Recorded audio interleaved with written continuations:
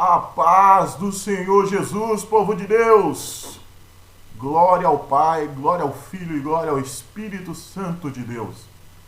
Meus amados, é com muita alegria e prazer que nesta manhã de domingo iremos dar seguimento à nossa revista da Escola Dominical com um tema muito oportuno que é a raça humana, origem, queda e redenção. Estamos já partindo agora para a 12ª lição, intitulada Jesus, o Homem Perfeito. Meus irmãos, estamos utilizando da plataforma agora e com a tecnologia, a plataforma YouTube, tá bom? Estou gravando esse vídeo na minha residência. Haja visto que, pelo fato desta pandemia estar se alastrando tanto agora no território brasileiro, a gente tem por medidas preventivas. Quem está na zona de risco, quem está nesse enquadramento, fique nas suas casas, tá bom? Eu, por misericórdia de Deus, né? Eu tenho aí a hipertensão e conversei com o meu pastor, pedi para estar realizando essa lição online, tá bom? Eu ia disponibilizar para os irmãos ao vivo. Porém, meus irmãos, ao vivo eu não estou conseguindo acessar. Eu vou até mostrar para os irmãos aqui, ó, que o que acontece. Olha só, eu não sabia que para ativação tinha que esperar 24 horas. Tá bom, meus irmãos? Então, não consegui fazer ao vivo. Mas estou gravando esse vídeo agora. Vou estar colocando, disponibilizando no nosso canal, tá bom? Esse canal, irmão, é um canal comunitário. Eu estou desenvolvendo ele ainda. Acredito que muitos farão uso dele. Acredito que juntamente com o nosso pastor Joabe, também com os demais pastores, amigos, companheiros, os obreiros em Cristo Jesus, possam também desfrutar dessa plataforma e trazer aqui alguns subsídios, tá bom? Hoje eu vou estar dando início a essa lição. Espero que os irmãos compreendam, porque tudo aqui é bem caseiro, ainda não é um nível profissional. Nós estamos somente com o notebook e a câmera do notebook e o próprio microfone do notebook. Então, talvez a qualidade de som e imagem não seja assim tão agradável a início, tá bom? Então, peço a colaboração dos irmãos e compreensão, tá bom, meus irmãos? Talvez, eu sei que os irmãos merecem algo melhor, porém, é o que eu pude disponibilizar no momento, tá bom? Então, colaborem comigo aí. E quando você assistir esse vídeo aí, dê o seu joinha, dê um like, se inscrevam, compartilhe, que eu tenho certeza que Deus vai abençoar a nossa igreja, a toda a igreja, né? Não somente aqui no nosso território, que é o campo de São José do Rio Preto, mas também, meus irmãos, as Assembleias de Deus do Belém, de todo o território nacional, de todo o território, irmão, do planeta. Vamos dizer já logo do mundo, né? Eu acredito que Deus vai trabalhar no nosso meio, tá bom? Eu sei que o período agora é um período de caos, é um período de medo, é um período de receio, até mesmo de tocar, de sair, de falar, de respirar. Eu sei que tem muitos irmãos que estão aí refugiados, né? É o período de quarentena, tá bom? Então os irmãos compreendam aí e colaborem comigo aí para que eu possa estar trazendo mais e mais conteúdos bíblicos para os irmãos, tá bom? Hoje vamos utilizar aí da nossa revista, a qual acredito que todos os irmãos da congregação do Jardim Santo Antônio, aqui do campo de São José do Rio Preto, presidida pelo nosso pastor Galdino, tá bom? Ele está fazendo um grande trabalho aqui. Junto conosco está na nossa congregação do Jardim Santo Antônio, pastor Joabe, bênção de Deus, que Deus abençoe, pastor. Pedir permissão a ele para estar realizando esse vídeo, tá bom? Então os irmãos sigam aí e vamos juntos embarcar em mais uma lição, tá bom? Os irmãos estão acostumados a me ver ali trazendo as lições desta revista na congregação, e lá com certeza, irmão, é bem mais agradável, porque a gente sente o calor dos irmãos, o toque, a gente consegue ver o rosto, a expressão de felicidade e muitas das vezes a expressão de dúvida, o que é legal. Quando se tem uma pergunta, meus irmãos, lá na escola dominical, eu costumo dizer que lá é o laboratório. onde podemos indagar, onde podemos perguntar e tirar nossas dúvidas, porque certamente, irmão, de lá sairemos prontos para ser habilidosos com a nossa espada, que é a palavra de Deus. Amém? Então estou aqui fazendo uso da nossa revista, tá bom, meus irmãos? Então, você que tem a sua revista aí na sua casa, acompanhe comigo. Quero agradecer ao nosso evangelista Caramuru. Ele é uma bênção de Deus. Ele disponibiliza os slides da Escola Bíblica Dominical, aula por aula, ele está disponibilizando no portal EBD, a qual os irmãos estão vendo aqui em cima, tá bom? Evangelista Caramuru, tu és uma bênção, homem de Deus. Continue abençoando aos professores, superintendentes da Escola Bíblica. Não somente o slide, irmão, mas ele também disponibiliza um esboço, como também demais pastores lá, de todos os cantos da nossa nação brasileira, disponibilizam ali um esboço bíblico, tá bom? E eu sempre pego ali e dou uma vasculhada, tá bom? Porque eu sou bem curioso e eu tenho certeza que Deus nos usa, tá bom? Vamos lá! Lição de número 12, meus irmãos. Estou com ela aberto, com a nossa revista, com o tema proposto, Origem, Queda e Redenção. A raça humana, tá bom, meus irmãos? A lição de número 12 é intitulada Jesus, o Homem Perfeito. O nosso texto áureo se encontra em Lucas capítulo 2, versículo 52. E crescia Jesus em sabedoria e em estatura e em graça para com Deus e os homens. A nossa verdade prática vai dizer que o verdadeiro homem e verdadeiro Deus, o Senhor Jesus Cristo, é igual ao Pai e semelhante a nós. Sua divindade e humanidade não são aparentes, são reais, perfeitas e plenas. A nossa leitura bíblica em classe, meus irmãos, se encontra no livro de Lucas, capítulo 2, versículo 40 até o versículo 52. Acompanhe comigo. Se você tem o costume de ficar sobre os seus pés, pode ficar aí na sua casa, irmão. Tá bom? Então vamos lá. E o menino crescia e se fortalecia em espírito, cheio de sabedoria, e graça de Deus estava sobre ele. Ora, todos os anos, iam seus pais a Jerusalém à festa das Páscoas, a festa da Páscoa.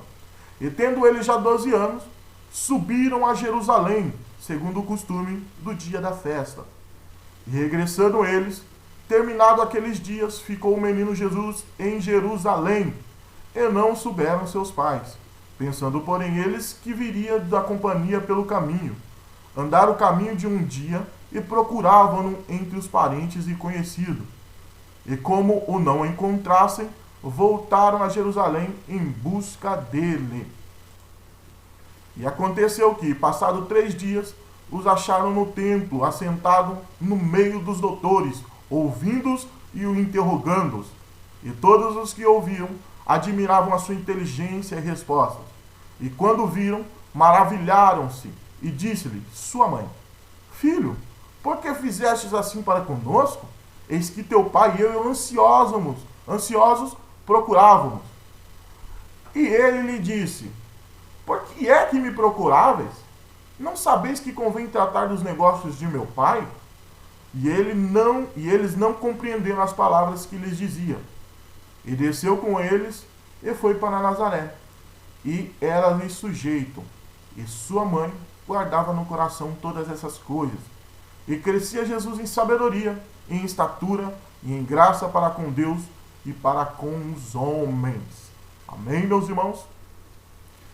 Então, meus irmãos, aqui vamos estar fazendo uma oração para dar início, pedindo que o Senhor venha guardar não somente a nós cristãos, tá bom? Mas também toda a população, porque temos colegas de trabalho que não são cristãos, temos amigos, temos bilhões aí, vamos dizer. Bilhões não, porque a gente não conhece todo o mundo, mas já está chegando aí no nível de quase 8 bilhões. Então a população está sofrendo. Vemos o caso aí na Itália, está sofrendo. Eu não quero ser extensível sobre o vírus, até porque o Facebook e outras plataformas de entretenimento estão abarrotadas. A gente tem aí nos canais também, estão abarrotados de informação sobre o coronavírus, tá bom? Então eu quero ser mais sucinto em relação à nossa lição. Então acompanhe aí comigo, tá bom? Vamos orar. Maravilhoso Deus de poder e glória, nós te louvamos e te agradecemos por esta manhã de domingo, pedindo que o Senhor venha nos instruir por intermédio desta lição. Ó Deus poderoso, fala ao nosso coração, nos dê a instrução que precisamos. Ó Deus poderoso, continua protegendo os teus filhos.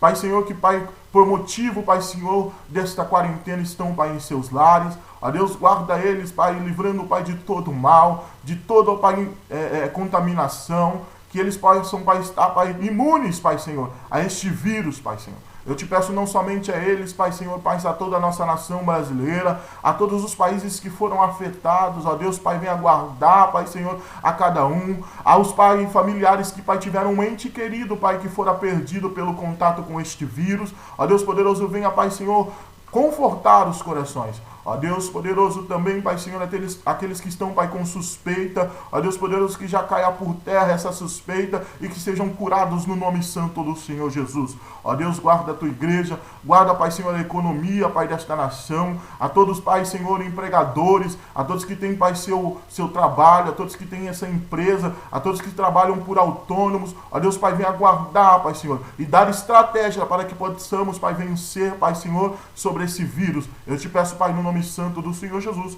abençoa a tua igreja, é o que eu te peço no nome de Jesus. Amém. Meus irmãos, então vamos dar início, tá bom, a esta lição. Vamos falar um pouco sobre a introdução. Acompanhe comigo aí a introdução, que diz assim: se na lição passada, meus irmãos, estudamos sobre o homem do pecado, enfocaremos hoje a encarnação do Filho de Deus como o Filho do homem. Apresentaremos o Senhor Jesus Cristo como o Senhor humano perfeito, como o ser humano perfeito. Nele que devemos pensar, falar e agir. Já de início, deixamos bem claro que a humanidade de Jesus não era aparente, mas real. Em tudo era semelhante a nós, exceto quanto ao pecado. Frisamos outro sim, que duas naturezas de Cristo, a divina e a humana, não são conflitantes, mas perfeitíssimas e harmônicas. Uma jamais eliminou a outra. É por esse motivo que somente Ele pode salvar o pobre e miserável pecador. Que o Espírito Santo nos ajude a compreender esta maravilhosa e imprescindível doutrina da Bíblia Sagrada. Os irmãos notaram que estou um pouco nervoso, porque o novo é difícil, irmão. É difícil se adaptar com o novo. Eu tô tentando aqui, né? Às vezes um pouco com nervosismo, balançando as pernas, mas vamos adiante, não vamos parar, vamos continuar firmes e fortes na presença de Deus, porque estamos fincados na rocha.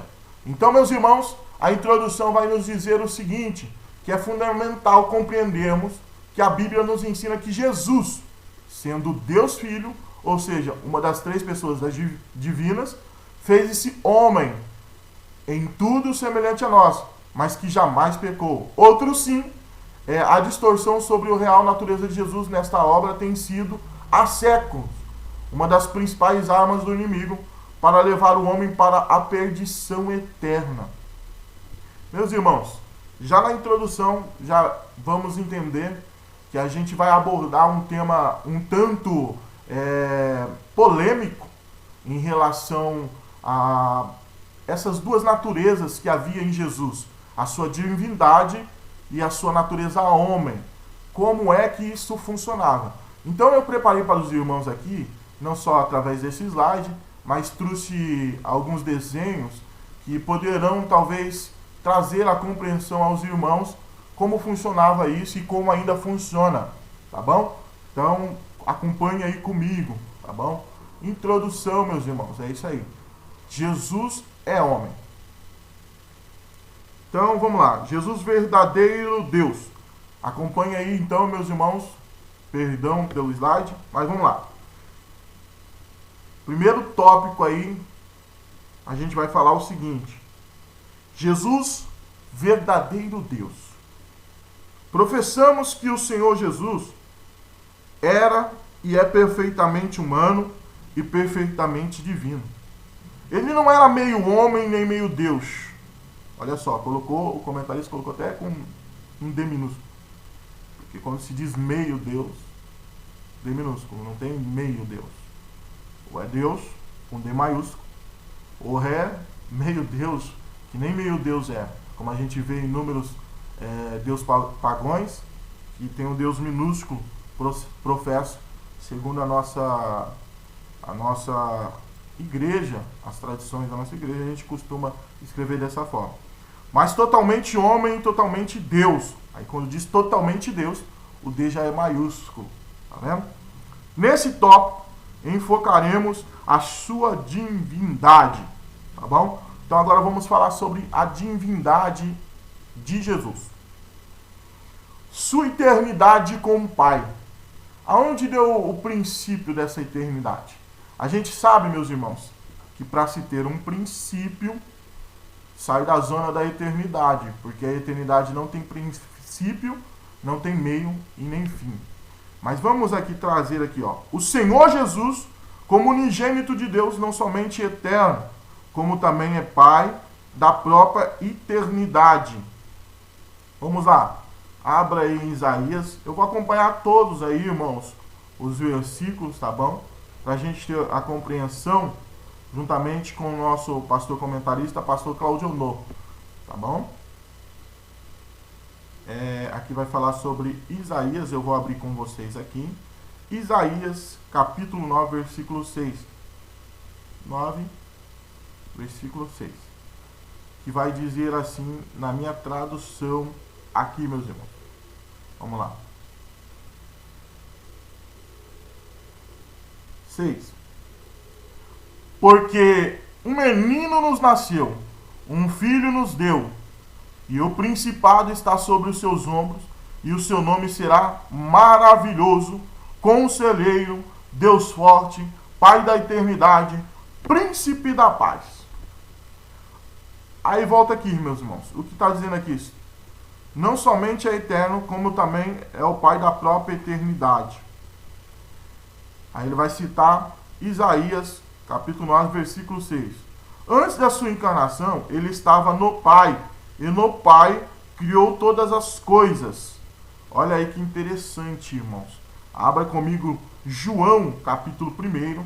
Os irmãos já conhecem de cor João, capítulo 1, que vai falar sobre o verbo. Vamos lá. Capítulo 1, versículo 3.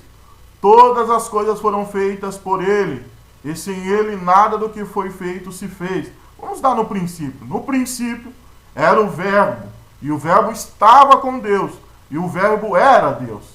Ele estava no princípio com Deus, todas as coisas foram feitas por ele, e sem ele nada do que foi feito se fez. Olha aí, meus irmãos. Então, sobre a divindade de Cristo, aonde ele estava e o que ele fez no princípio da criação. Amém, meus irmãos? Acreditamos no criacionismo bíblico. Criou todas as coisas, está lá em João 1:3. Suas atividades externas estão lindamente descritas no capítulo 8 de Provérbios. Então vamos lá.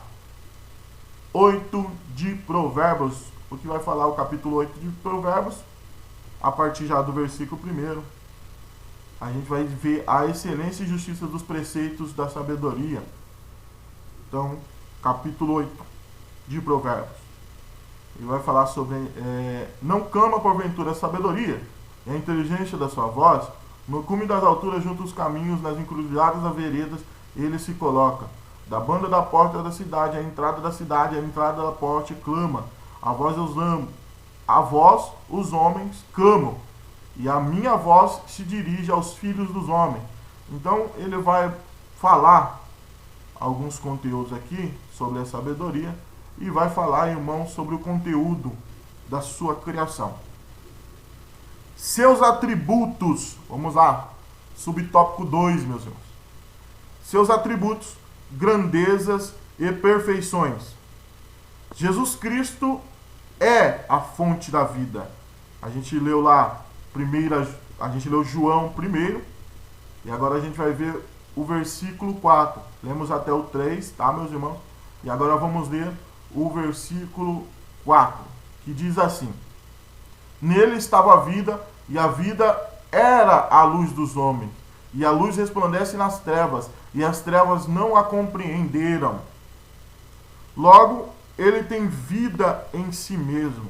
Ou seja, Jesus Cristo é a fonte da vida. Tá bom? Logo, ele tem vida em si mesmo. Como ele tem vida em si mesmo? João vai dizer, meus irmãos, em capítulo 5, versículo 16, vai dizer assim, ó: E por essa causa os judeus perseguiam Jesus e o procuravam matá-lo, porque fazia essas coisas no sábado. Então ele tem vida em si mesmo.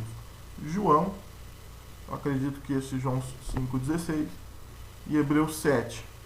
Sendo Deus, dito Deus, imutável. Ele é onipresente, está em todo lugar. Onisciente, sabe todas as coisas. A gente vai ver vários conteúdos aqui falando da sua onisciência. Sua onipotência não pode ser ignorada, porque todo o poder nos céus e na terra acham-se em suas mãos. Está lá em Mateus 28:18, em Apocalipse 1:8. Então, meus irmãos, eu vou falar um pouco sobre o verbo. Já visto que eu trouxe até um trechinho aqui sobre o verbo, e eu quero compartilhar aos irmãos. Vamos lá. Vou trazer aqui, ó. Eu peguei algumas imagens e espero que os irmãos gostem. Eu tenho aqui esse slide aqui, que vai falar sobre o cristianismo pré-existente. No princípio era o verbo e o verbo estava com Deus. João 1:1. A humilhação de Cristo. Renúncia a usar atributos divinos e assumir fragilidade humana. Então a humilhação de Cristo foi essa. E a humilhação humana é o reconhecimento interior da pecaminosidade e fragilidade humana. Humilhação. O verbo que se esvazia, que é o kenosis, eu quero que os irmãos entendam, é um verbo, de sorte que haja em vós o mesmo sentimento que houve também em Cristo Jesus, que sendo em forma de Deus, não teve por usurpação ser igual a Deus, mas esvaziou de si mesmo. Está lá em Filipenses 2:5 e Filipenses 2:7. Então, meus irmãos, no kenosis, ele quer dizer o que? Esse verbo, quando é falar sobre kenosis, é esvaziar-se, tá bom? E o verbo que serve, olha só, o verbo que serve, ou seja, Cristo que se esvazia, Cristo que serve, tomando a forma de servo, fazendo-se semelhante aos homens. O Filho do Homem não veio para ser servido, mas para servir, lá em Mateus 20:28. Depois deitou água numa bacia e começou a lavar os pés dos discípulos e a enxugar-los com a toalha com que estava cingido. João 13:5. Aquele período que Pedro ainda vai indagar: Senhor, não sou digno que lave meus pés. Aí ele vai dizer: Pedro, se tu não deixar eu lavar os seus pés, tu não tem parte comigo. Então ele disse: então lava o corpo inteiro, né? Eu diria, né, irmão? Vamos lá. O verbo que morre humilhou a si mesmo, sendo obediente até a morte e morte de cruz. Lá em Filipenses 2:8. Havendo riscado a cédula que era contra nós, cravando na cruz e despojando os principados e potestade, o expôs publicamente e deles triunfou em si mesmo. Lá em Colossenses, capítulo 2, versículo 14 e 15. Então a gente tem o verbo que se esvazia, kenosis. A gente tem o verbo que serve e o verbo que morre. Também temos aqui, irmão, o verbo que ressuscita, porque ele não ficou parado somente na morte. Ele ressuscitou ao terceiro dia. Então é como Moisés levanta a serpente no deserto. Assim importa que os filhos do homem sejam levantados, para que todo aquele que nele crê não pereça, mas tenha vida eterna. João 3,14. Mas, de fato, Cristo ressuscitou dentre os mortos e foi feito a primícias dos que dormem. 1 Coríntios 15:20.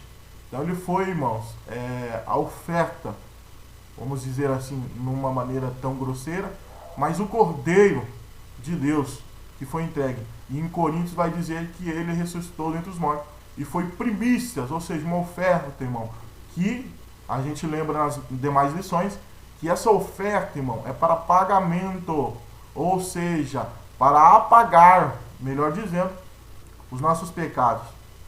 Então, antigamente no tabernáculo, o sacrifício que era oferecido no holocausto, que era oferecido no altar, a gente vê que era com um intuito. Alguns levavam o que podia, mas cada coisa que se levava, irmão, tinha um objetivo.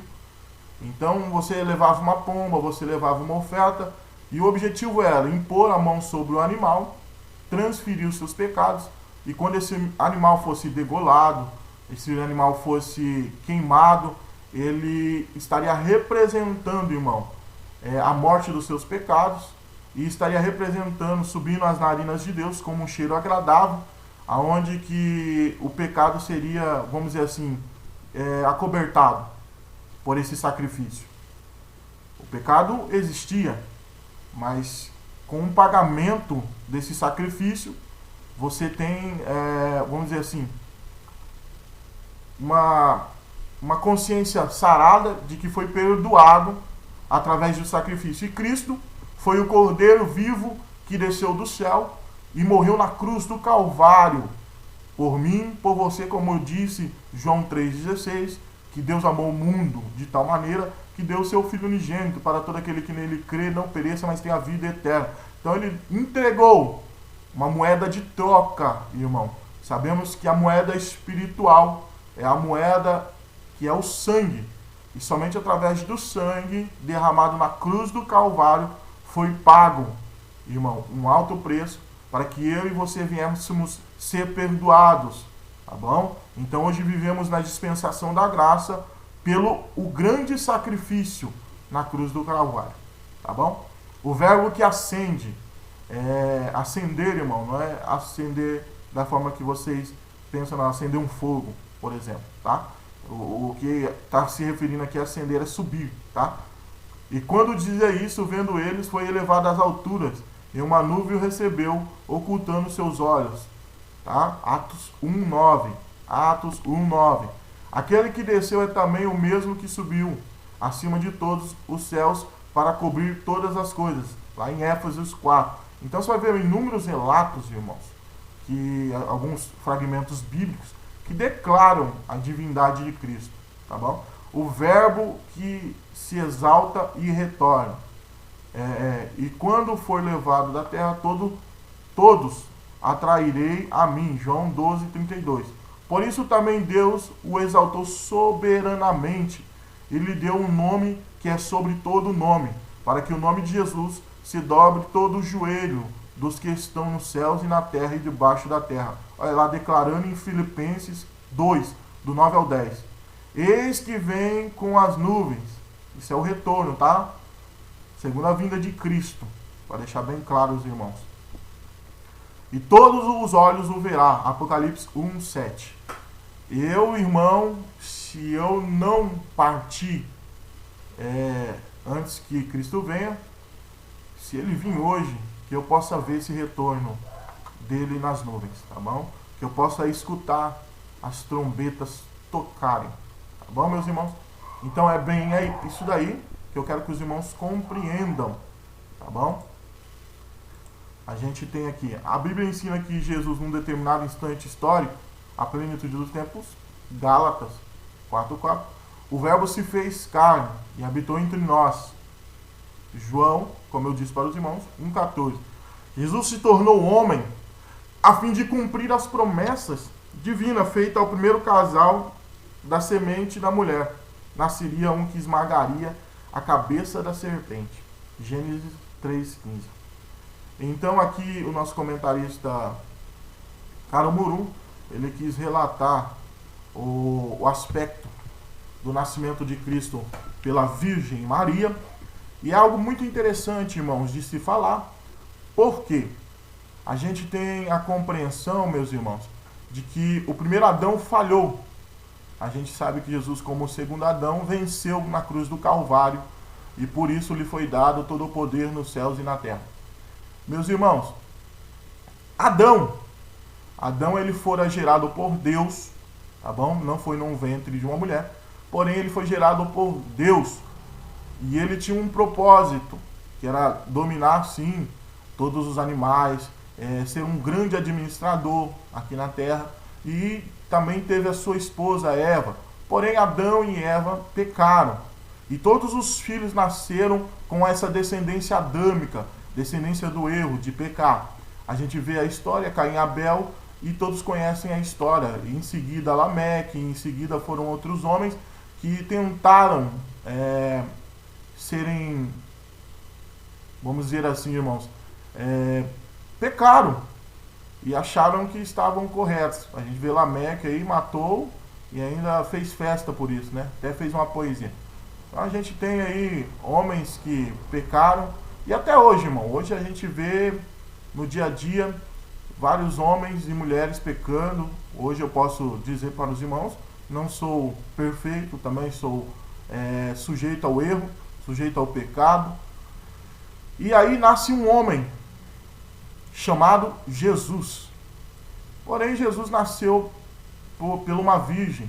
A gente conhece a história que vai ser trazida aí em Mateus, que vai falar sobre o nascimento de Jesus. Não foi através de uma relação, mas foi algo colocado dentro de Maria pelas mãos de Jesus, cumprindo, irmão, o que fora dito a Eva, quando Deus começou a trazer todos os castigos, né? Ele disse que Eva teria dores no parto. Aí em seguida isso ele vai dizer também, ele não vai deixar somente isso, ele já vai dar o amparo também. Ele não só simplesmente castigou, mas também ele deu o amparo, ele já demonstrou a estratégia que já tinha no seu coração, que era que Jesus nascesse de uma mulher, tá? Nasceria de uma mulher e esmagaria a cabeça da serpente. Então temos aí mais um conteúdo para dizer que Jesus veio através das promessas, através das profecias, para ser cumprido através dele um nascimento de uma virgem, se deu o Salvador do mundo. Se Jesus, ele começa com si, então é bem interessante. Se Jesus se humanizou, não era um ser especial, um espírito evoluído que habitou entre os homens, como alguns teimam em afirmar, e com cada vez maior número de adeptos na atualidade, pessoas que fazem Deus mentiroso. Então ele vai citar 1 João 5,10, que a gente já vai lá pegar 1 João 5,10, que vai dizer assim, meus irmãos: quem crê no Filho de Deus, em si mesmo tem o testemunho. Então ele vai falar, ele vai dar reforço àquilo que ele está falando. Então você tem que crer no Filho de Deus. Então, meus irmãos, ele se esvaziou, como a gente disse, da sua glória, não da sua divindade. Ele se esvaziou do seu apogeu de glória. Ele saiu de lá, irmão, do seu apogeu de glória. Imagine Jesus estando no seio do Pai, estando em Deus. Ele se esvaziou da sua glória para poder se humanizar, ou como bem referido, encarnar, tá bom? Então Jesus, ele tinha 100% homem e 100% divino, não 100% de glória. Até porque, irmão, se ele fosse homem e Deus com toda a sua glória ao mesmo tempo, essa matéria carnal, essa composição carnal não resistiria ao poderio de sua glória. Então ele se esvaziou da glória, mas se manteve divino, tá bom? Então eu quero que os irmãos compreendam. E para isso, irmãos, eu trouxe uma relação para os irmãos aqui, para que os irmãos venham compreender. Calma que a gente já vai acompanhar a revista, não percam o foco aí, tá bom? E eu também não estou perdendo aqui, eu só espero que vocês compreendam, tá bom? Olha só que legal isso daqui, ó. Olha só que interessante. Olha aí. Uma hipostática de Cristo. As duas naturezas de Cristo. Cristo, totalmente homem, mesmo sendo Deus, não usou suas prerrogativas divinas em seu benefício. Olha só, a gente tem um nível aqui, natureza humana, e Jesus, natureza divina. E o elo de ligação é Deus. O elo que une essas naturezas é Deus. Totalmente Deus, mesmo sendo homem, nunca deixou de ser Deus. A doutrina que aqui é exposta no concílio de Calcedônia, em 45, realça a perfeita e harmoniosa união entre as duas naturezas humana e divina de Cristo. Acentua este ensinamento de ser Jesus de fato verdadeiro homem e verdadeiro Deus. Tá bom? Então a gente tem aqui essa ajuda desse desenho para mostrar que o elo de ligação é Deus. Eu costumo dizer, meu irmão, que é um pouco falta de compreensão de alguns irmãos. Às vezes a pessoa fica nesses debates teológicos dizendo, olha, Jesus não poderia ser 100% Deus e 100% homem. Jesus era somente homem ou Jesus era somente Deus. Meus irmãos, não entrem em debates que talvez não vão levar em nada, tá bom? Eu só quero deixar aqui algo para os irmãos compreendam. É muito mais fácil a gente acreditar que o Espírito Santo habita em nós, sendo uma pessoa da Trindade. Presta atenção, sendo uma pessoa da Trindade, o Espírito Santo habita em nós, e nós somos templo do Espírito Santo, é fácil acreditar. Agora, acreditar que Jesus era Deus e homem ao mesmo tempo, é complicado, né? Então, se a gente consegue acreditar que existe um Deus dentro de nós, e não conseguimos acreditar que Deus se encarnou em homem. É bem interessante isso, né? Então vamos lá, meus irmãos. Vamos continuar com a revista aqui. Eu só trouxe essa pincelada para a gente começar a pensar corretamente, pensar que Deus, Ele estava com Jesus e estavam com o Espírito Santo, e ambos são um só, que é Deus. Porém, três pessoas com características diferentes. Tá bom? Ah, irmão, eu não consigo compreender isso, irmão. Eu não consigo compreender. Imagine o ovo. No total, ele é ovo. Ele é um ovo. Porém, ele tem três composições, que é casca, clara e gema. Porém, os três formam um só. Então, quando você vai referenciar ovo, a gente tem que entender que existe três composições no ovo. O que é? Casca, clara e gema. Assim também somos nós. A gente é corpo, alma e espírito. Entendam isso. Então, a pessoa de Jesus Cristo encarnou, se esvaziou da sua glória, porém não da sua divindade. Ele continuou sendo divino, tá bom? E ele, diferente de nós, humano como nós, sentia nossas dores, sentia as necessidades. Jesus tinha necessidade, meus irmãos. Ele tinha fome. Senão, quando ele foi no deserto, o inimigo não teria falado para ele transformar uma pedra em pão. Ele tinha fome, ele ficou 40 dias sem comer, ele tinha fome. Ele tinha necessidades fisiológicas. Ele tinha necessidades. Ele tomava água, senão ele não chegaria num determinado poço e falasse para aquela mulher cananeia, olha, me dá de beber. Aquela mulher de Samaria. Então, eu quero que vocês compreendam. Ele sentia. E lá no jardim do Getsêmani, ele sentiu a angústia, aonde a Bíblia vai relatar que até o seu suor se transformaram em gotas de sangue. Então ele sentia, irmão, dores, tá bom? Jesus chorou, ele sentia emoções, ele sentia o que a gente sente. Então ele era humano, ele sangrou, ele não era todo-poderoso, ele era divino, mas ele não usou nenhum momento da sua divindade para, olha, não quero sofrer. Esse corte aqui, essa chicotada não vai doer, porque eu estou na minha divindade, eu estou com todo o poder. Não! Ele sentiu cada chicotada, meu irmão. Cada soco, cada gusparada que deram nele. Tá bom? Então vamos lá, vamos entender isso. Temos 3 pessoas na Trindade. E as 3 pessoas, meu irmão, é o Deus que servimos. Amém? Sendo um só. É o elo de ligação. Tá bom? Então vamos lá.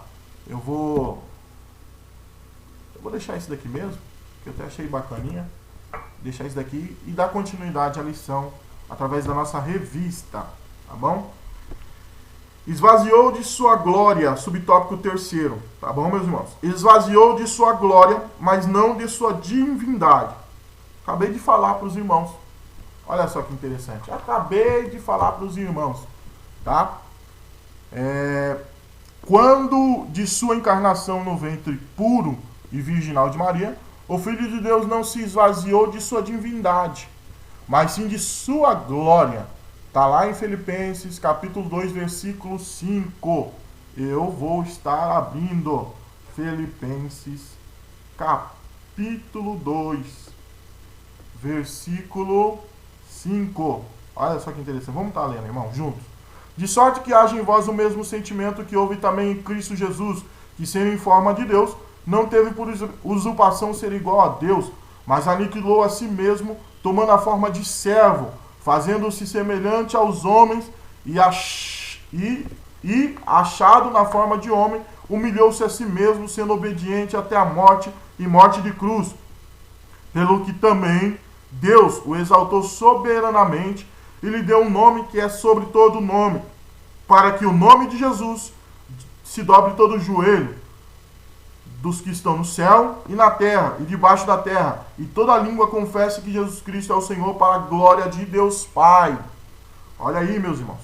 Conforme podemos atestar pelo versículo já mencionados, o Senhor Jesus, em seu ministério terreno, fazia uso dos seus atributos divinos sempre que necessário. Em sua oração sacerdotal, ele reivindica junto ao Pai na sua divindade, mas a glória que desde a mais remota eternidade desfrutará no perfeitíssimo e infinito círculo de santidade, Santíssima Trindade. Seus discípulos sabiam que ele era e é Deus. Então temos aqui, irmãos, ele se esvaziou da sua glória, porém não da sua divindade. Em alguns momentos ele vai usar sua divindade. Tá bom, meus irmãos? Então vamos lá.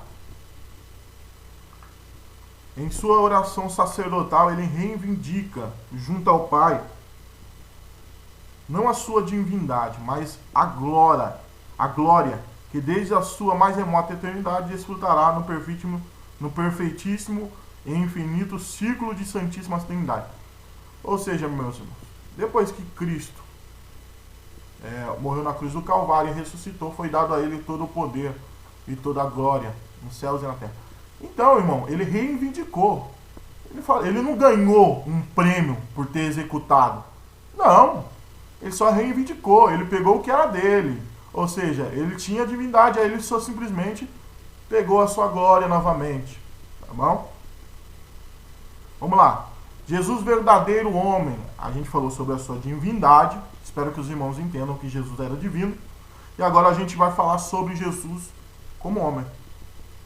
A concepção, a encarnação e o nascimento do Filho de Deus não pegaram Israel de surpresa, pois os judeus sabiam, pelas escrituras do Antigo Texto, que o Messias em breve chegaria. Aliás, o mundo gentílico foi preparado por Deus para recebê-lo. Infelizmente, os judeus, apesar de todas as evidências bíblicas, vieram a rejeitá-lo. Tá? Até hoje, os judeus esperam o Messias. Tá bom, meus irmãos? Jesus estava no seio do Pai. Antes da sua encarnação, o Senhor Jesus se achava no seio do Pai. Aonde está isso, meus irmãos? Abram lá comigo. João, livro de João, capítulo 1, versículo 18, que vai dizer assim: Deus nunca foi visto por alguém. O Filho unigênito que está no seio do Pai, este o fez conhecer. Ou seja, Jesus estava no seio do Pai. Mas não devemos supor que ele estivesse inativo. Pelo contrário, sendo ele eterno e o Pai da eternidade, participou ativamente da criação do mundo, que a gente já leu João 1, versículo 3, que por ele foi feito todas as coisas e todas as coisas se fez. Tá bom, meus irmãos? Ele é o verbo de Deus, todas as coisas vieram a existir por intermédio dele. João 1, capítulo 1, do versículo 1 ao 3, já lemos também. Sem Jesus, nada do que existe existiria. Ou seja, imagine você, a Trindade se comunicando, um só Deus. E na criação que acreditamos, Jesus era o verbo e Deus ordenava. Então, todas as vezes que o verbo que era ordenado, algo se criava. Porque disse Deus que haja os céus e a terra. Então o verbo o criou. Através da palavra de Deus, que é o verbo Jesus Cristo, foi criado todas as coisas. Vamos lá. Subtópico 2. Profetizado no Antigo Testamento. E esse é bastante interessante. Espero que os irmãos compreendam aí. Vamos lá. A vinda do Senhor Jesus é profetizada no Antigo Testamento. No Gênesis, ele é a semente da mulher. E em Malaquias, o sol da justiça. Malaquias 4:2. Entre ambos os livros, há uma outra profecia carregada de significados tanto para Israel quanto para os gentios. Jesus é o tema das duas principais alianças da história sagrada, a de Abraão e a de Davi, Gênesis e em Salmos, Mateus 1:1. Então a gente vai ver que as promessas através do Antigo Testamento, a gente vê a promessa sobre Abraão, pai das nações, a gente vê a promessa sobre Davi, e a gente vê, através da genealogia, Cristo sendo da raiz de Jessé, tá bom? Então, ele era da tribo de Judá, filho de Davi, como a gente costuma sempre dizer. Então, foram-se cumpridas as promessas, tá bom, meus irmãos? Então, como a gente já proferiu e já disse que em Gênesis vai falar sobre a profecia de Jesus Cristo, em que da mulher viria um que esmagaria a cabeça da serpente, a gente tem a ciência e a convicção da união com Apocalipse, que vai dizer que Jesus retornará e depois haverá, irmão, todos conhecem a escatologia e entende que haverá uma grande batalha onde Jesus Cristo vencerá a serpente, a antiga serpente. Amém? Então sim, ela esmagará a cabeça da serpente. Sabemos que para matar uma serpente, meus irmãos, se a gente cortar ela em pedaços, ela vai continuar vivendo, né? Agora, se esmagar a cabeça, ela morrerá. E a Bíblia nos diz que ele será lançado no lago de fogo e morrerá eternamente. Amém? Então vamos lá, meus irmãos. Subtópico 3. Encarnado no Novo Testamento. O Filho de Deus tornou-se de fato carne. João 1:14. Sua humanidade voltou a repetir. Não era ilusória, é real. Ou seja, não era ilusória, é real. Embora concebido sobrenaturalmente em seu nascimento, foi tão natural quanto o nosso. Lucas 2, do 1 ao 7. Vai falar sobre o nascimento de Cristo, tá? Maria teve dores no parto. Normalmente foi um nascimento virginal, ou um nascimento como todos conhecem, tá bom? Vamos lá. O nascimento foi tão natural quanto os nossos.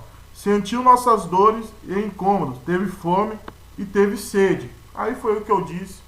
E a agonia que ele teve, experimentou profunda tristeza, tá bom? A nossa semelhança, a humanidade de Jesus era completa. Ele também tinha corpo, alma e espírito. Estou suando um pouquinho aqui, meus irmãos. Está fazendo calor hoje, domingo de manhã. por mais que esteja nublado, tá? Eu sou bastante calorento. Então vamos lá, vamos continuar. Ainda não tenho em minha residência um ar-condicionado, mas eu acredito que ainda colocarei, tá bom? Então vamos lá.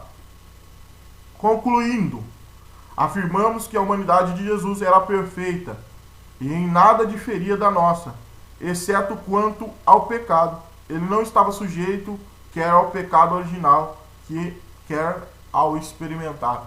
Ou seja, Jesus ele se esvaiu de sua glória, tendo a natureza divina, ele não era sujeito ao pecado, ele não poderia pecar, melhor dizendo, não poderia experimentar o pecado, tá bom, irmão? Então ele não poderia experimentar o pecado. Vamos lá. Até porque ele tinha que vencer, porque Adão não venceu no jardim, mas Jesus, na sua caminhada aqui, ele venceu, tá bom? Não pecou. Subtópico 4. Jesus nasce na plenitude dos tempos. Ao escrever ao Gálatas, afirma Paulo que, vindo à plenitude dos tempos, Deus enviou seu Filho nascido de mulher, nascido sob a lei, para remir os que estavam debaixo da lei, a fim de receberem a adoção dos filhos, que está lá em Gálatas 4, do 4 ao 5. Em sua presciência, Deus levantou três significativos povos e cultura, a fim de preparar o mundo para recepcionar o seu Filho. A primeira a cooperar na divulgação universal do Evangelho, Israel, através das sinagogas espalhadas por todas as nações. E a Grécia, por intermédio do seu idioma e filosofia, o exame natural das coisas pela luz natural da razão. E também a gente vai ver que finalmente Roma, por meio de suas leis, governo e estradas de excelente qualidade. Ou seja, três culturas colaboraram, irmão, para que fosse anunciado, tá? Fosse previsto aí Cristo Jesus, o Salvador. Em seu nome, Emanuel já está declarando Deus conosco. Então a gente tem a nossa Israel, tá bom? Que através, irmãos, não somente das profecias, mas também através das sinagogas. Os irmãos lembram que sinagogas, elas foram geradas num período babilônico, aonde o povo foi levado cativo, e ali em cativeiro desenvolveram a sinagoga, ou seja, ambientes onde se reuniam pessoas para meditar, para fazer suas orações, haja visto que estava numa terra estrangeira. E nós, irmãos, estamos numa terra estrangeira, porque a nossa natureza não é daqui, tá bom? Vamos lá. Temos também a Grécia. A Grécia, irmão, utilizava muito da filosofia, da lógica, da observação. Então, através desse entendimento, da razão, foi propagado também Cristo Jesus. E também através das leis e das pavimentações, que eram as estradas que Roma fazia, tá bom? Então, através dessas três culturas, através desses três reinos, a gente vai entender que foi trazido a presciência, ou seja, a ciência, antecipando a ciência de Jesus. Tá bom? Vamos lá. Em Israel, Jesus é apresentado ao mundo. O Filho de Deus, que segundo a carne é também filho de Davi e de Abraão, nasceu em Israel sob a lei de Moisés e de Roma. Lá em Mateus, Gálatas e Lucas vai estar escrito: tendo ele uma educação harmônica e perfeita, tanto diante de Deus como dos homens, iniciou seu ministério aos 30 anos de idade. E conforme veremos no próximo tópico, o Senhor Jesus foi em todas as coisas o mais perfeito dos homens.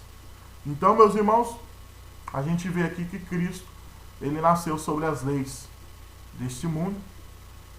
Ele cumpriu. Até a gente parar para analisar um certo episódio em que vieram cobrar os tributos a Jesus, e Jesus vai dizer aquela palavra: dá a César o que é de César e dá a Deus o que é de Deus. A gente entende que Jesus, por ser raiz de Davi, por ser raiz de Jessé, ou seja, por ser ali da genealogia de Davi, ele não tinha necessidade de pagar o tributo. Porém, Jesus mostra que ele não veio para o quê? Quebrar a lei, mas para que ele veio para o quê? Ele não veio para abrogar a lei, ele não veio para tirar a lei, não. Ele veio para cumprir a lei. Entendam isso daí. Tá bom, meus irmãos? É que a gente tem essa mania de achar que, não, Cristo curou no sábado, então não precisava cumprir a lei do sábado. Não, irmãos. Ali os judeus precisavam ser cumprida a lei do sábado. Mas a lei, Jesus veio mostrar a clareza da lei. É que muitos distorciam a clareza da lei. E a lei, irmão, onde a lei é o pecado. Tá bom? Só existe a lei porque existe o pecado. Um exemplo bem claro para que os irmãos entendam é que se existe a lei para o uso de capacete para veículos como motocicletas, a gente entende, meus irmãos, que se a pessoa não usa, ele vai ser o quê? Autuado, ele vai ser multado, ele vai ser o quê?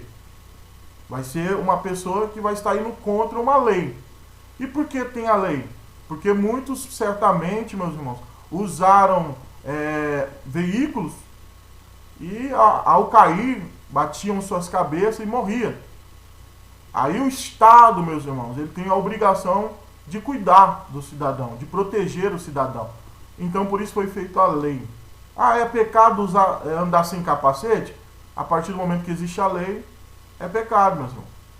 Então, mas eu não vejo nenhum pecado. Tá, tudo bem, pessoas estavam morrendo. E a Bíblia diz que o povo perece por falta de conhecimento. Tá bom? E se tem um conhecimento que é bom que use o capacete e hoje temos uma lei, é bom que use. Tá bom? Então vamos pensar mais além. Eu estava ali, não gostei do meu irmão, matei meu irmão. Então a partir do momento que eu matei meu irmão, a lei vai dizer o seguinte: é errado. O primeiro não, meus irmãos, foi no jardim do Éden. Não comerás do fruto da árvore. Então, presta atenção. Deus falou não. Ali já era uma lei estabelecida. E a partir do momento que você fere, você está pecando. O pecado se originou através da desobediência de uma ordenança. Então todas as leis estão aí para quê? Para serem cumpridas. Jesus nos ensina a ser obedientes. Amém? Então vamos lá. Meu Deus. Jesus, o homem perfeito. Agora sim vamos falar sobre a perfeição de Cristo Jesus. Afinal, o Senhor Jesus era, não um ser humano semelhante a nós? Sim, era semelhante a nós e melhor do que nós, pois não estava sujeito quer ao pecado original, quer ao experimental. A humanidade de Jesus, subtópico primeiro mesmo, a humanidade de Jesus. A humanidade de Jesus Cristo não era aparente, era tão real quanto a nossa. Em momento algum, ele usou a sua divindade para suprir carências humanas. Não transformou pedra em pão, nem fez brotar água da rocha para aliviar sua fome e sede. Todo o milagre que ele realizou foi em favor dos que procuravam. O Senhor Jesus era um homem de dores experimentado no sofrimento humano. Nosso perfeito sumo sacerdote. Então, Jesus, ele era experimentado em dores, em sofrimento, sim. Então, ele era como nós, irmãos. A única coisa que diferia Jesus de nós é que ele não estava, como diz aqui, ele não estava sujeito, que era o pecado, ou que era o pecado experimental. Tá bom? Então Jesus, ele era um ser humano. Chorou, sentiu, se alegrou, tá bom? Na festa das bodas de Canaã. Ele se alegrou. A gente vê inúmeros relatos que ele se irou, tá? Então Jesus tinha os seus sentimentos. E ele sentiu dores, sim, irmão. Porque teve um momento que, ao carregar a sua cruz, ele já bem cansado e debilitado, ele teve ajuda de um cidadão ali que o ajudou. não me lembro o nome agora, mas um cidadão ajudou a carregar a cruz, tá bom? Então, temos aí, irmão, claras evidências que provam Jesus sendo homem e também claras evidências provando que Jesus também é divino. Agora, o Jesus como um homem perfeito, a gente acabamos de ler que ele não utilizou nenhum momento da sua divindade para benefício próprio. Antes sim, ele usou da sua divindade para curar os enfermos. Então, eu quero já abrir uma pausa aqui aos irmãos, que Jesus, ele usou o que ele tinha para benefício dos outros. Isso é muito interessante, irmãos, porque a gente vê claramente hoje muitas pessoas egoístas, que através do dom gratuito de Deus, utilizam para benefício próprio. E quanto mais, irmão, lhe é dado, mais é cobrado. Sabe o que significa isso, irmão? Que os dons e talentos que você tem é para benefício dos próximos, das pessoas que estão próximas a você. Se você tem um dom de louvor e você tem um aperfeiçoamento vocal, cante em benefício do teu próximo. Se você tem um dom da palavra, exercite ela cada vez mais e traga a palavra para benefício do próximo, não para benefício de si mesmo. Tá bom? Então utilize daquilo que você tem, suas habilidades, seus dons, seu diferencial e tudo que você tem, irmão, para benefício do próximo. Eu costumo dizer que diácono, se você trazer a origem do nome diácono, eu sou o diácono Alexandre, e a origem diácono vem de servo, servir. Então devemos servir o próximo, tá bom? E em meio a tanto caos, a gente vê pessoas cada vez mais egoístas, indo em supermercados, enchendo o carrinho, a gente vê aí, e até mesmo esquecendo do próximo, tá bom? Então vamos pensar mais no próximo. Foi um princípio estabelecido por Cristo. Ama o próximo como a ti mesmo. Tá bom, meus irmãos? Então vamos lá, meus irmãos. Jesus, subtópico segundo, Jesus, o último Adão. O primeiro Adão fracassou no Éden. O último Adão triunfou no deserto e no Calvário. Oh, glória! Porque Jesus venceu. Embora divino, Jesus não era menos humano que Adão. Na plenitude de sua humanidade, venceu todas as tentações por nós, para que nele fossemos vivificados. Quando olhamos para o Senhor Jesus Cristo, concluímos que a humanidade não foi um fracasso, porque apenas nele somos plenamente redimidos. O pastor está me ligando aqui, mas eu estou gravando o vídeo. Vamos lá. Vai esperar um momentinho. Perdão, meus irmãos, ele espera um momentinho e eu vou dando sequência aqui. A perfeição espiritual e moral de Jesus. Como já frisamos, o Senhor Jesus, embora dotado de uma natureza humana igual à nossa, jamais esteve sujeito ao pecado original nem ao pecado experimental. Eis o que escreveu o autor da Epístola de Hebreus: porque nos convinha tal sumo sacerdote, santo, inocente, imaculado, separado dos pecadores e feito mais sublime do que os céus. Lá em Hebreus. Olha que coisa linda. Tanto no falar quanto no agir, Jesus era perfeito. Nenhum dolo ou engano achava-se em seus lábios. Ele era perfeitíssimo em todas as coisas. Ele é o nosso excelso modelo. Paulo vai dizer: sede meus imitadores, porque eu sou imitador de Cristo. Então vamos ser imitadores de Cristo. Amém, meus irmãos? Então, concluindo aqui a nossa lição, vai dizer assim: olhando firmemente para Jesus, o autor e consumador de nossa fé, chegaremos à estatura de varão perfeito, homens e mulheres moldados pelo Espírito de Cristo. Ele é o nosso consumado exemplo em todas as coisas, e por ele ansiamos. Quando do arrebatamento da igreja, estaremos para sempre com o nosso amado Salvador Jesus Cristo, verdadeiro homem, verdadeiro Deus. Amém? Louvado seja o Cordeiro. Eu tenho aqui, meus irmãos, a respeito um pouco da Trindade. Talvez alguém ficou aí com uma dúvida, eu trouxe aqui que a Trindade, o Pai não é o Espírito não é o Filho e o Filho não é o Pai. Porém, olha a setinha aqui rosa, ó, porém ambos são Deus, tá? Portanto, de fazer discípulos de todas as nações, batizando em nome do Pai, do Filho e do Espírito Santo. Mateus 29. Então vai citar a Trindade em Mateus 28, 19. E se na verdade eu julgo, o meu juízo é verdadeiro, porque não sou eu só, mas eu e o Pai que me enviou somos um. Vamos lá. Por três são os que testificam no céu: o Pai, a Palavra, o Espírito Santo. E a esses três são um. Olha só, em João, 1 João. E aquele que me enviou está comigo. O Pai não me deixa eu só, pois eu sempre cumpro a sua vontade como lhe agrada. Mas aquele Consolador, presta atenção, mas aquele Consolador, o Espírito Santo, que o Pai envia em meu nome, esse vos ensinará todas as coisas e vos fará lembrar de tudo quanto vos tenho dito.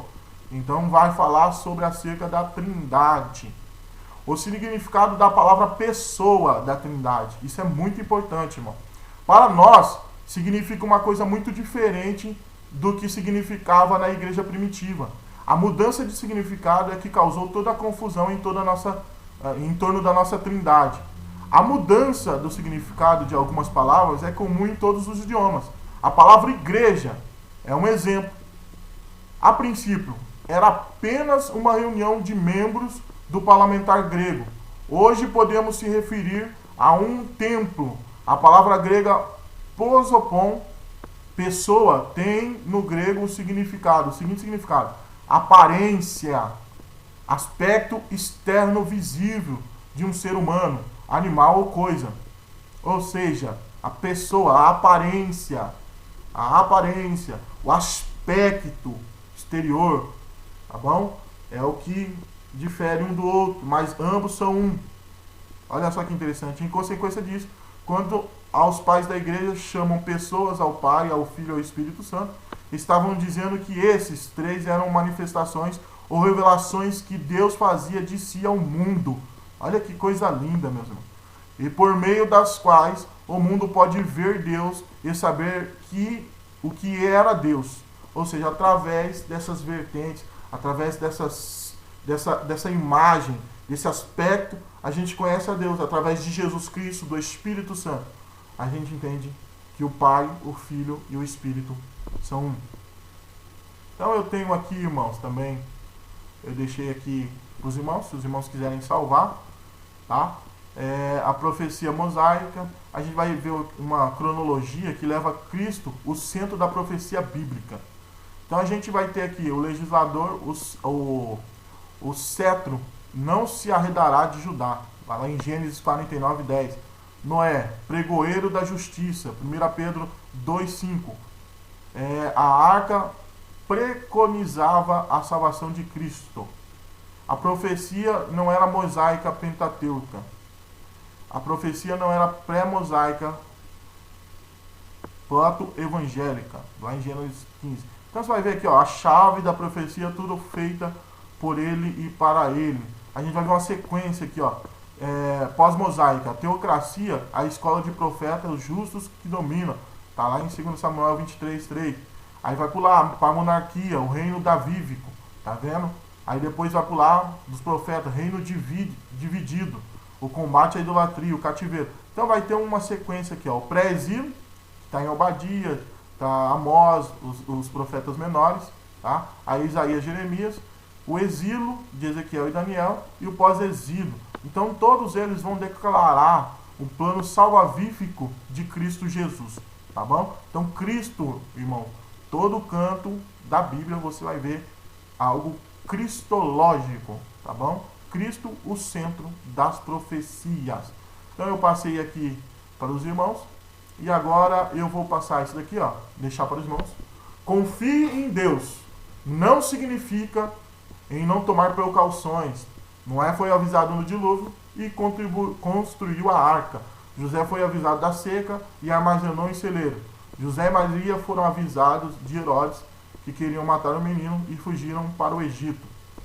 Meus irmãos, há uma polêmica muito grande em relação a isto, tá bom? Alguns dizem que a gente tem que ser os verdadeiros adoradores, que adoram em espírito e em verdade, e não ficar em suas casas. Eu, porém, irmão Alexandre, estou aqui declarando que eu estou no quadro de risco, então eu estou na minha residência, não quero nem não transmitir e nem ser também receber esse vírus. Tá bom, meus irmãos? Não é questão de incredulidade, até porque cremos em Deus, mas entendemos também o decreto que fala que a gente tem que ter algumas precauções e a gente tem estratégia, o povo de Deus tem estratégia, irmãos. A gente é um povo dotado de conhecimento, dotado de entendimento, e às vezes a gente perde tanto tempo tentando trazer a nossa ideologia, os nossos pensamentos, e acaba que entrando em algumas confusões, tá certo? Então não entre em confusão, irmãos. Você que está no quadro de risco, por favor, tome as precauções, obedeça à legislação, até porque em nenhum momento, meus irmãos, a legislação, ou seja, o Estado, ou seja, o governo, determinou as igrejas, tá bom? Não é só as igrejas, ele não determinou o fechamento das igrejas. Eu quero deixar bem claro aqui que não foi determinado o fechamento de igreja. Só não pode abrir para todos, tá bom, irmão? Então, tem um número correto. Foi trazido ao nosso conhecimento a nota que foi assinada pelo nosso pastor Galdino, e a gente entende que tem que existir um número correto. Porém, irmãos, eu, Alexandre, sei que tem esse número, posso estar indo ao culto? Se eu estou no quadro de risco, não. Mas se eu não estou no quadro de risco, irmão, é bom que os irmãos vá e estejam orando, sim, pela nossa nação, assim como estou fazendo com minha família, tá bom? Eu peço colaboração a dos irmãos, ajudem o pastor Joabe em tudo que for possível, tá bom? Ao nosso pastor Galdino neste ministério. As igrejas não estão fechadas, irmãos.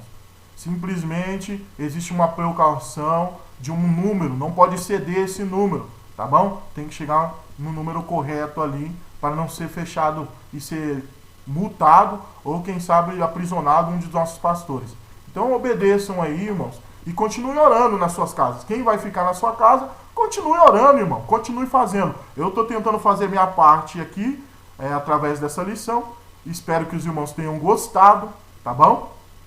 Eu espero que os irmãos tenham gostado. E é isso aí, crente. Hoje foi essa nossa primeira experiência.